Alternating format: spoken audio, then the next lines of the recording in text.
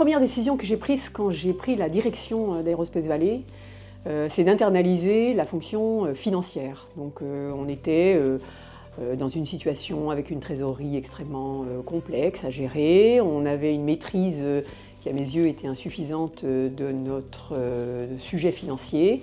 Et deuxième décision que j'ai prise, mais toujours un petit peu sur le même registre, c'était d'internaliser la gestion des dossiers de recherche collaboratifs, qui était le cœur d'activité du pôle, pour maîtriser bien évidemment tout ce processus et maîtriser le lien avec les financeurs. Donc ça a été les deux premières choses que j'ai trouvées importantes. La deuxième décision que j'ai prise assez vite, c'est de monter une cellule Europe, parce que je pensais qu'il y avait des possibilités très importantes de financement dans le cadre de nos activités sur l'Europe. Et là, merci, on a étoffé le groupe et ça a été vraiment une belle réussite et ça a permis aussi au pôle d'avoir un budget plus important et d'accroître son activité. Donc ça a été une décision dont je me suis félicitée plusieurs fois à la suite, et encore maintenant. Et ensuite, un autre sujet qui m'a beaucoup tenu à cœur, c'est de renforcer la partie spatiale. On était toujours très tourné vers l'aéronautique, et le spatial, souvent, venait me dire « ouais, on ne fait pas assez, il faudrait faire plus, etc. » On a monté petit à petit un certain nombre d'actions, et deux chose dont je suis particulièrement fière, c'est le montage de l'ESABIC, puisque là j'étais allée défendre l'idée de l'ESABIC auprès du directeur du CNES de l'époque, qui avait finalement vraiment aidé au montage de ce projet de l'ESABIC. Et on a réussi à fédérer donc, tout le sud de la France avec un modèle assez innovant. On était le premier ESABIC français, donc ça a été, je pense, important. Et puis le montage d'Actin Space, qui a donné l'événement que l'on connaît maintenant, qui est international et qui est vraiment un joli modèle qui met en valeur finalement la possibilité de développer des nouvelles activités à partir du spatial. Et enfin, dernier sujet, c'est le montage d'un groupe de travail qui avait émergé, là aussi, juste avant que je ne quitte le pôle, sur finalement le potentiel de l'IA, de l'intelligence artificielle dans le domaine aéronautique et spatial.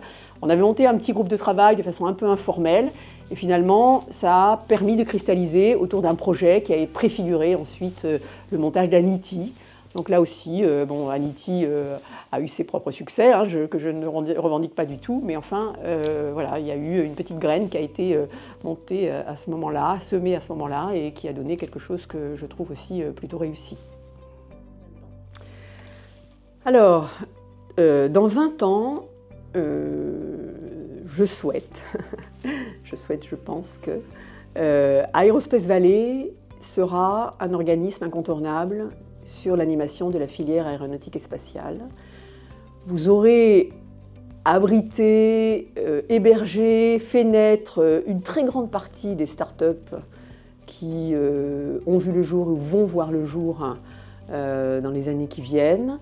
Donc vous aurez plein de petits aérospace valléiens, je ne sais pas comment il faut les appeler, et vous serez vraisemblablement, vous aurez sans doute commencé à faire des activités, je dirais, plus économiques, ou des fonds d'investissement, ou des choses comme ça. C'est-à-dire que vous serez un petit peu dans un vrai business, on va dire. Je pense que c'est plutôt salutaire, parce qu'à un moment donné, il faut se lancer. Pour l'instant, vous n'avez pas encore le droit de le faire, mais je pense que ça viendra. Voilà, donc un organisme qui va être incontournable et vis-à-vis duquel il va falloir se référer quand on est dans la filière, quoi. Alors, premier souvenir, le 6 janvier 2004, à Jeun, il devait faire moins 10 degrés. On s'est retrouvé avec Jean-Marc Thomas. Moi, je représentais la Nouvelle-Aquitaine. J'étais à l'époque DGA Développement économique de la région. Jean-Marc Thomas était le président d'Airbus France, et en fait, on a topé.